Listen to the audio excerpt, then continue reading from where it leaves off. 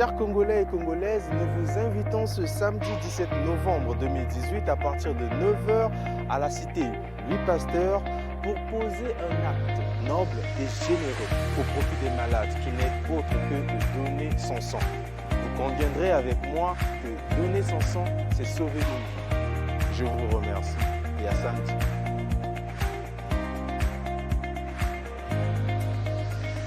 Le Centre interdépartemental de transfusion sanguine s'occupe de 2 départements. Il y a le département de Brazzaville et le département du Pôle. Alors, les missions du Centre interdépartemental de transfusion sanguine, c'est quoi? C'est de collecter le sang humain, de le qualifier et de produire les dérivés sanguins et de le mettre à la disposition de la population. Et ceci en qualité et en quantité. De nos jours, il n'y a pas un produit qui peut remplacer le sang. Quand un malade est en anémie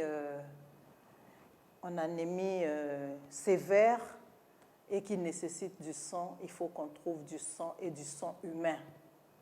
Alors, il faut que les Congolais et les compatriotes qui sont sur notre territoire comprennent que le sang est un produit qui ne provient que d'un être humain pour qu'on le transfuse à un autre être humain qui est déficient. Et que nos services font la collecte de sang tous les jours parce que nous avons des sites de transfusion sanguine dans les grands hôpitaux de la ville, à Brazzaville. Nous avons 3 sites, 3 postes de transfusion sanguine au centre hospitalier universitaire de Brazzaville, à l'hôpital de base de Makele-Kele et à l'hôpital de référence de Talangai. Et en plus, nous avons un dépôt de sang à l'hôpital de l'amitié sino-congolaise de Mfilou. En ce qui concerne le département du Pôle, nous avons 2 dépôts de sang. Il y a le dépôt de sang de Kinkala et le dépôt de sang de Mindouli.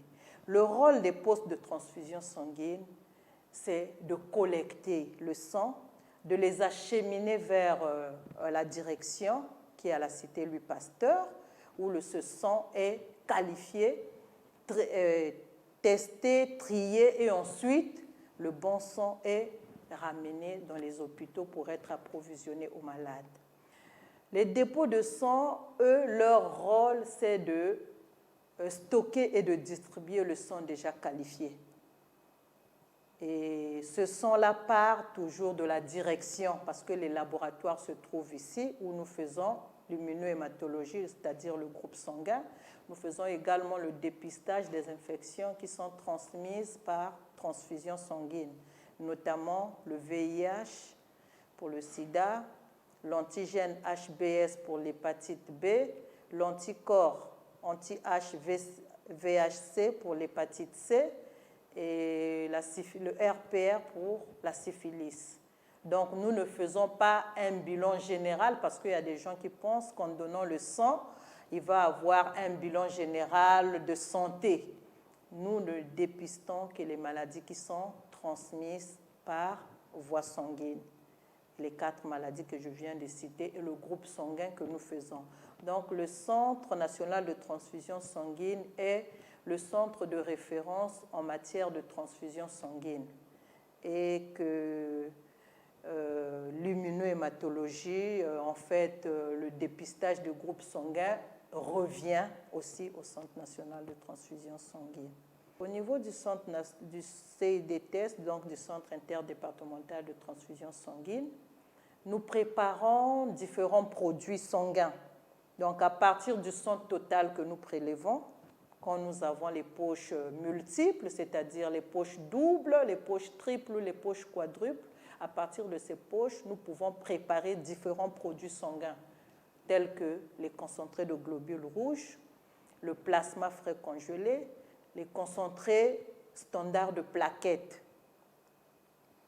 C'est vrai qu'il y a des méthodes qui permettent de prélever directement un des dérivés sanguins, mais nous n'y sommes pas encore arrivés. Donc nous partons du sang total. À partir du sang total, on centrifuge et nous avons les différents produits sanguins labiles que nous mettons à la disposition des malades.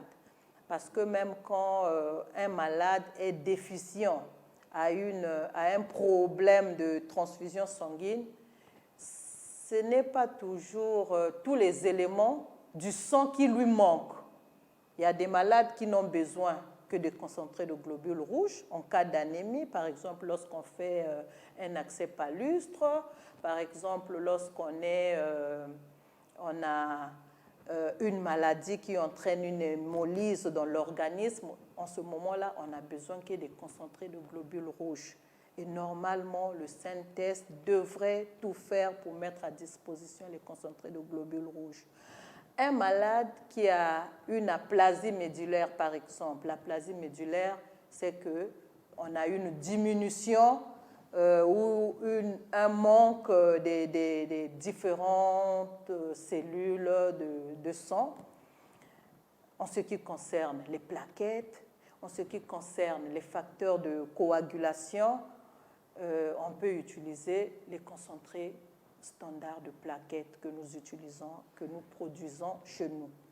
Et un malade qui saigne, par exemple, quand une femme est, après avoir accouché, il y a une hémorragie de la délivrance qui s'ensuit, on a besoin surtout des concentrés, des plaquettes, du plasma frais congelé pour arrêter le saignement.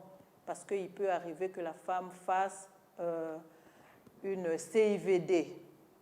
La CIVD entraîne vraiment des saignements importants. Pour les arrêter, il faut l'apport du plasma frais congelé parce que dans le plasma frais congelé, nous avons des éléments de coagulation qui y sont. Pourquoi nous demandons aux parents de venir rembourser le sang? C'est très important de le dire. Nous leur demandons de venir rembourser le sang parce que dans notre pays, quand nous voyons les statistiques du Centre national de transfusion sanguine, nous ne sommes qu'autour de 40% de donneurs bénévoles, alors que l'objectif de l'OMS d'ici 2020 est d'arriver à 100% de donneurs bénévoles.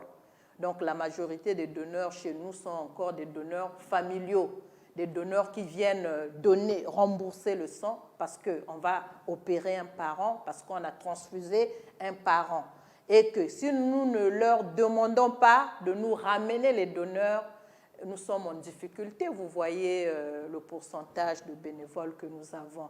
Donc, c'est pour cela que nous demandons toujours aux parents, pour une poche CD à 7 500, ils doivent nous ramener 4 donneurs.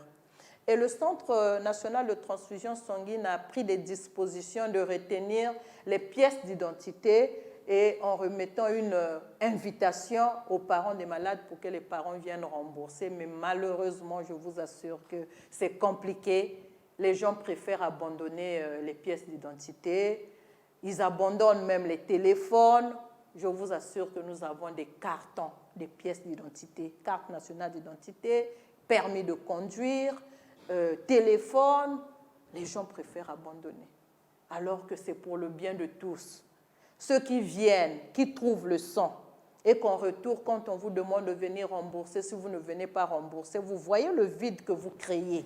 Vous avez trouvé parce que les autres ont donné. Mais quand on vous demande de rembourser, ayez cette bonne foi-là de venir aussi rembourser pour que les autres qui viennent après. Vous pouvez même revenir aussi. Il y a des malades qui reviennent. Donc, et ça nous concerne tous et nous devons tous mettre la main dans la pâte parce que le don de sang, c'est un acte d'altruisme, c'est un acte d'amour qui nous permet de sauver des vies, qui nous permet de nous soutenir et que la transfusion est au centre du système sanitaire.